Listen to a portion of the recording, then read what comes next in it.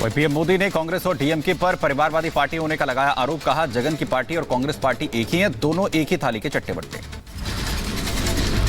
जगन की पार्टी और कांग्रेस पार्टी अलग है, ये दोनों एक ही है। एक परिवार के लोग ही दोनों पार्टी चला रहे हैं। पीएम मोदी ने रैली में मौजूद लोगों से मोबाइल फोन की फ्लैश लाइट जलाकर लोकतंत्र का जश्न मनाने की भी अपील की। कहा लोकतंत्र का उत्सव आज से प्रारंभ हो गया है। टीडीपी अध्यक्ष चंद्रबाबू नायडू ने की प्रधानमंत्री मोदी की तारीफ। कहा मोदी जैसा नेता देश का सौभाग्य, अब मोदी के साथ हमेशा रहेंगे। जनसेवा पार्टी के अध्यक्ष पवन कल्याण ने कहा प्रधानमंत्री का आंध्र में आना वैसा ही है जैसे भगीरथ गंगा को लेकर आए। लोकसभा चुनाव से पहले मुंबई में इंडी गठबंधन का शक्ति प्रदर्शन। शिवाजी पार्क में इंडी गठबंधन की रैली में जुटे 15 विपक्षी दलों के नेता। मुंबई के शिवाजी पार्क में इंडिया गठबंधन की रैली में नहीं पहुंचे अखिलेश यादव। निजी काम का हवाला देकर रैली में नहीं आए। रिलायंस की रैली में बिना नाम लिए राहुल गांधी ने पीएम मोदी पर साधा निशाना। कहा 56 इंच की छाती नहीं, खोखला व्यक्ति है। राहुल ने ईवीएम को लेकर भी बोला हमला। कहा राजा की आत्मा ईवीएम में है।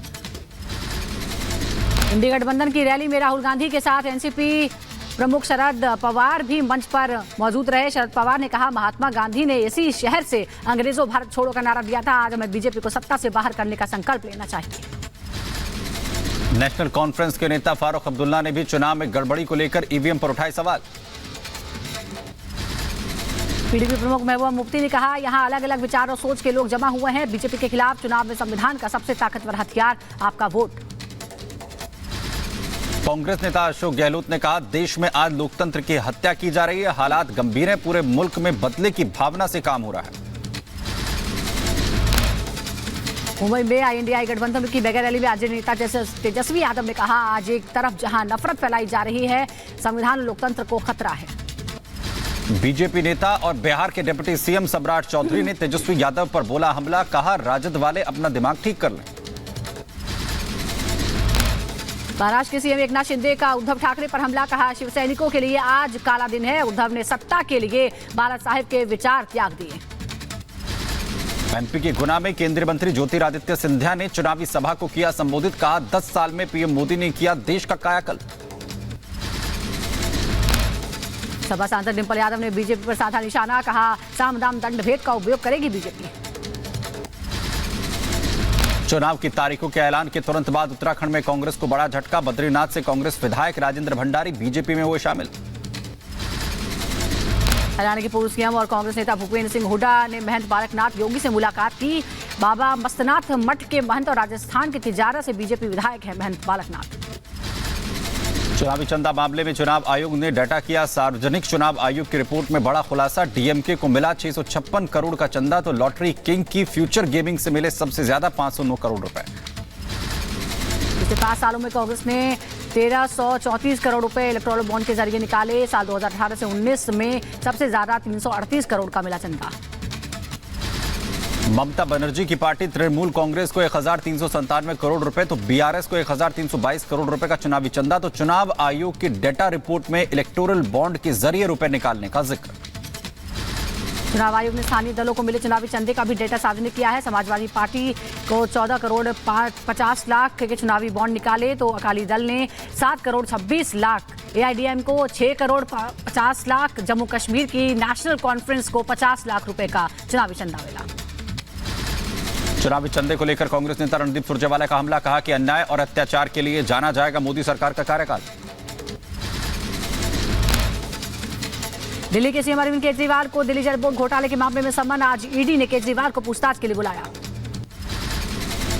चुनाव आयोग ने 2 राज्यों में विधानसभा नतीजों की बदली तारीख। तो अरुणाचल प्रदेश और सिक्किम में 2 जून को होगी काउंटिंग, पहले 4 जून को आने थे नतीजे।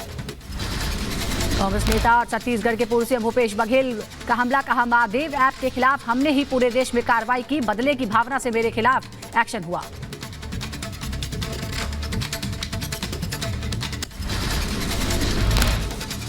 यदि ईओडब्ल्यू मुझे बुलाती है, नोटिस देती है तो मैं जाऊंगा।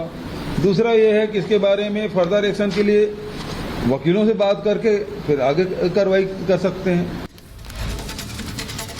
यूट्यूबर एल्विश यादव को जेल कोर्ट ने एल्विश को 14 दिन की न्यायिक हिरासत में भेजा।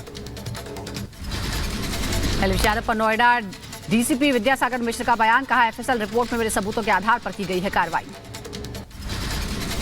पश्चिम बंगाल के संदेश खाली मामले में शाहजहां शेख पर कसा शिकंजा, शेख के भाई आलमगीर को 5 दिन की सीबीआई रिमांड।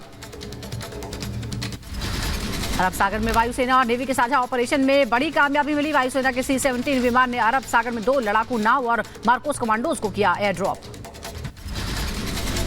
जम्मू कश्मीर के श्रीनगर की घाटी में पहली बार फॉर्मूला 4 कार रेस शो आयोजित, तो डल झील के किनारे हुए हैरत अंगेज करतब, मशहूर फॉर्मूला 4 कार रेस ड्राइवर ने हिस्सा लिया।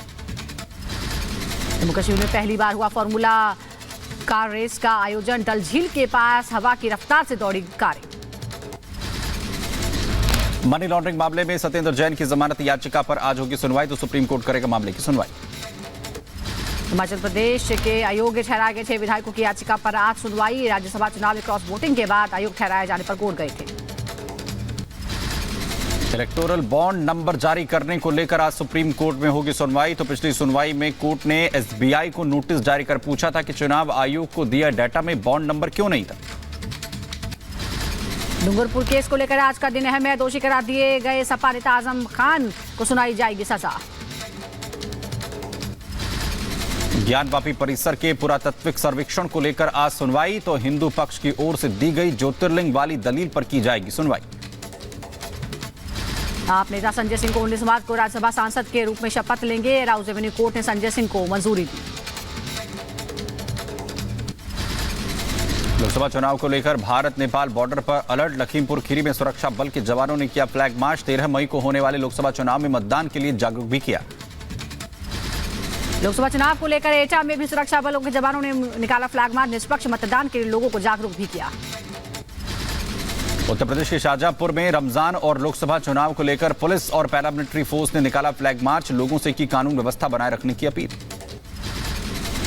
कोलकाता में मिटिया ब्रिज में एक 5 मंजिला निर्माणाधीन इमारत भरभरा कर गिरी। मौके पर राहत और बचाव कार्य जारी।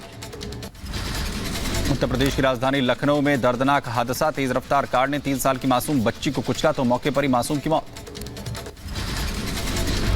यूपी के एटा में चलते ट्रक में लगी भीषण आग, सड़क पर मची अफरा तफरी। फायर ब्रिगेड की गाड़ियों ने आग बुझाई। गुजरात के अहमदाबाद यूनिवर्सिटी में हॉस्टल में अफगानी छात्रों से मारपीट का मामला, क्राइम ब्रांच की टीम ने आरोपी को किया गिरफ्तार। हॉस्टल में नमाज पढ़ने पर हुआ था बवाल। मथुरा के बरसाना में विश्व प्रसिद्ध लाडली मंदिर में खेली गई लठमार होली, अबीर गुलाल के साथ साथ बनाए गए कई कुंटल लड्डू श्रद्धालु पर बरसाए गए। उत्तर प्रदेश के मथुरा में राधा रानी मंदिर के एंट्री गेट पर मची भगदड़, तो 8 से 10 श्रद्धालु हुए घायल। मौके पर मौजूद डॉक्टर्स की टीम ने किया प्राथमिक उपचार। बरसाने के लड्डू मार होली में हुए हादसे पर लीपा पोती करते नजर आए एसएसपी मथुरा शैलेश कुमार पांडे। कहा लड्डू होली के दौरान कोई भी हादसा नहीं हुआ।